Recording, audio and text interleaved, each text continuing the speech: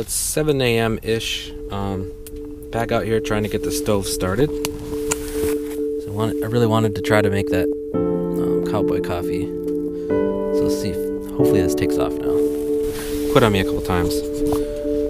But I'm going to get some water hot here. We're going to make coffee, and then we're going to go around and I'm going to go over lessons learned here, because there's a lot of lessons that were learned this evening, which is what tonight was all about. So, well, if that's not enough wood to keep that stove running all night, I'll be astonished. And maybe cold. And after we do that, we're going to put more tie downs down because the tent is blown up. Once we get a good hot coal base, we got plenty of wood to keep this thing going all night. Kind of dry it out before it gets put into the stove. Once the coals get hot enough, I won't have to mess with that. Because that damper wood just really doesn't put off the BTUs like dry wood will. It'll go down to 10 degrees. The stove is hot. My sleeping pad isn't quite sufficient. I should have another layer underneath it. So I can feel the cold kind of soak into my back a little bit.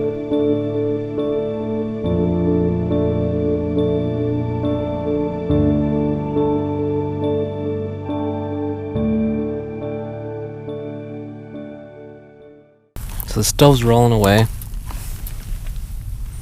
I have my water up here. I can try to boil. Hopefully it'll boil.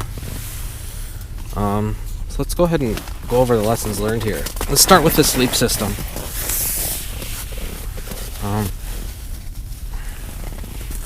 So first off, this sleeping pad alone was not sufficient. It was rated down to like 10 degrees, which I thought would be more than enough if I'm not exposed to the elements and just on the snow, and I was expecting the stove to help more last night, which it didn't, which is my fault, because I think I know what I did wrong.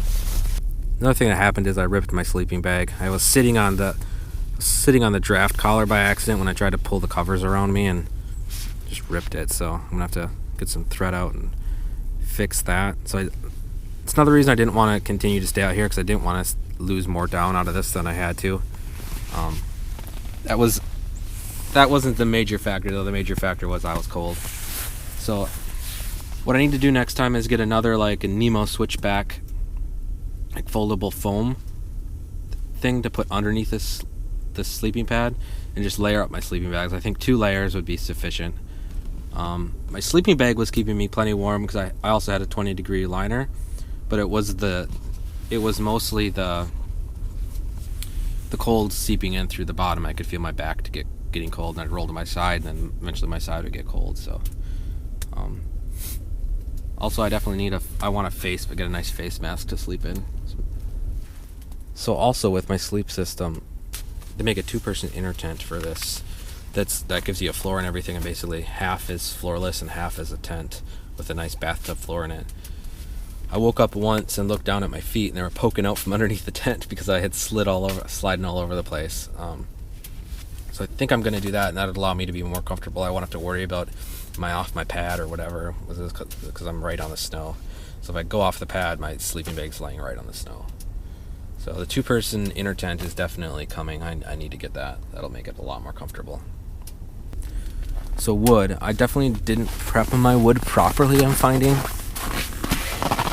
Like, I thought that I could just throw big chunks of wood in there like this. These should have all been split down into 4s, essentially. Because that's what just basically killed my stove. When I'd add more wood, I'd add these big chunks of wood, which bogged the stove down and didn't allow it to maintain its momentum. So basically,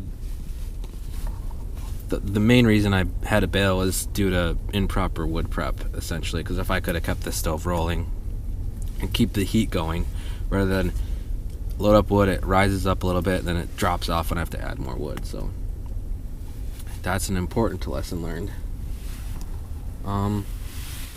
The stove, it's really quite easy to use, and it's really nice, actually. I don't have any complaints about any of the gear I'm using. Just going to make sure I'm using the proper gear for the environment.